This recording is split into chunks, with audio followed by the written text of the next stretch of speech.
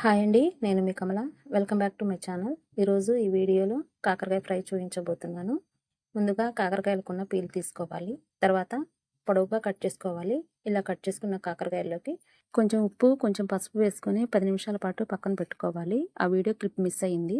తర్వాత gas on చేసుకొని బాండీలో 2 స్పూన్ల పల్లీలు, 1 స్పూన్ మినపప్పు, 1 స్పూన్ ధనియాలు వేసుకొని 2 నిమిషాల పాటు ఫ్రై చేసుకోవాలి. ఇలా ఫ్రై అయిన తర్వాత ఇందులో అర స్పూన్ జీలకర్ర, 7 లేదా 8 ఎండుమిర్చి, కొంచెం కొబ్బరి వేసుకొని బాగా ఫ్రై చేసుకోవాలి.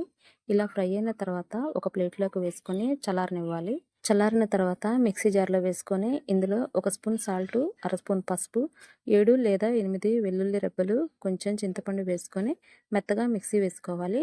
ఆ తర్వాత పక్కన ఉంచుకున్న కాకరకాయలను పిండుకోవాలి. ఇప్పుడు గ్యాస్ ఆన్ చేసుకొని 3 స్పూన్ల ఆయిల్ వేసుకోవాలి. ఆయిల్ వేడవ్వాలి. ఆయిల్ వేడైన తర్వాత పిండుకున్న కాకరకాయలను వేసుకొని లైట్ గోల్డెన్ కలర్ వచ్చేంత వరకు ఫ్రై చేసుకోవాలి. ఇలా ఫ్రై అయిన తర్వాత 2 రెబ్బల కరివేపాకు వేసుకోవాలి. ఇందులోనే మిక్సీ వేసుకున్న పల్లి కారం వేసుకొని ఈ మొత్తాన్ని 1 నిమిషం పాటు ఫ్రై చేసుకోవాలి. ఇలా ఫ్రై అయిన తర్వాత గ్యాస్ ఆఫ్ చేసుకోండి. అంతేనండి, కాకరకాయల కారం రెడీ అయిపోయింది. ఈ వీడియో మీకు నచ్చినట్లయితే